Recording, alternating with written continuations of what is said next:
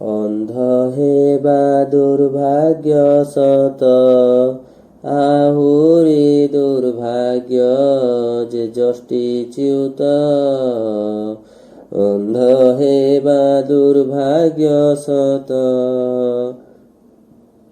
ବିଦ୍ୟାଳୟ କେବଳ ଗଲେ ଛାତ୍ର ତାକୁ କେହି ନ ବୋଲେ। ବିଦ୍ୟାଳୟ କେବଳ ଗଲେ ଛାତ୍ର ତାକୁ କେହି ନ ବୋଲେ। କୁହେ ନାହିଁ ଶିଷ୍ୟ ଜଗତେ କେ ତାକୁ, କୁହେ ନାହିଁ ଶିଷ୍ୟ ଜଗତେ କେ ତାକୁ। ନେଲେ ଖାଲି ଥରେ ସଦ୍ଗୁରୁ ମନ୍ତ୍ର, ଅନ୍ଧ ହେବା ଦୁର୍ଭାଗ୍ୟ ସତ, ଆହୁରି ଦୁର୍ଭାଗ୍ୟ ଯେ ଯଷ୍ଟିଚ୍ୟୁତ। ଅନ୍ଧ ହେବା ଦୁର୍ଭାଗ୍ୟ ସତ, ଗୁରୁଙ୍କର ନିର୍ଦ୍ଦେଶ ଯେତେ ଶୁଣି ଶିଷ୍ୟ ଆନନ୍ଦ ଚିତେ। ଗୁରୁଙ୍କର ନିର୍ଦ୍ଦେଶ ଯେତେ ଶୁଣି ଶିଷ୍ୟ ଆନନ୍ଦ ଚିତେ।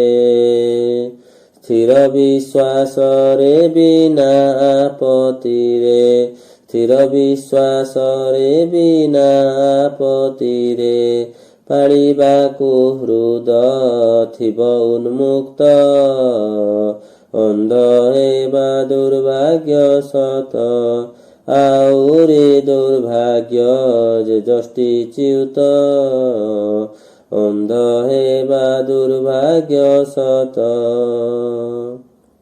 ଯେଉଁ ଶିଷ୍ୟ ଆନନ୍ଦ ମନେ ଗୁରୁ ଆଜ୍ଞା ପାଳିଛି କ୍ଷଣେ। ଯେଉଁ ଶିଷ୍ୟ ଆନନ୍ଦ ମନେ ଗୁରୁ ଆଜ୍ଞା ପାଳିଛି କ୍ଷଣେ। ହୋଇବ ସଫଳ କରେ ଯେ ଜୀବନେ, ହୋଇବ ସଫଳ କରେ ଯେ ଜୀବନେ। ଗୁରୁ ବାକ୍ୟ କର୍ମରେ ପରିଣତ, ଅନ୍ଧ ହେବା ଦୁର୍ଭାଗ୍ୟ ସତ, ଆହୁରି ଦୁର୍ଭାଗ୍ୟ ଯେ ଯଷ୍ଟିଚ୍ୟୁତ। ଅନ୍ଧ ହେବା ଦୁର୍ଭାଗ୍ୟ ସତ, ଶ୍ରୀ ଗୁରୁଙ୍କ ଆଜ୍ଞା ପାଳନେ ପ୍ରଫୁଲ୍ଲତା ଶିଷ୍ୟ ବଦନେ। ଶ୍ରୀ ଗୁରୁଙ୍କ ଆଜ୍ଞା ପାଳନେ ପ୍ରଫୁଲ୍ଲତା ଶିଷ୍ୟ ବଦନେ। ଜଣାଯିବ ଯେବେ ଆସିଅଛି ଶକ୍ତି, ଜଣାଯିବ ତେବେ ଆସିଅଛି ଶକ୍ତି। ସେହି ମୁହୂର୍ତ୍ତରେ ଶିଷ୍ୟର ଚିତ୍ତ, ଅନ୍ଧ ହେବା ଦୁର୍ଭାଗ୍ୟ ସତ, ଆହୁରି ଦୁର୍ଭାଗ୍ୟ ଯେ ଯଷ୍ଟିଚ୍ୟୁତ।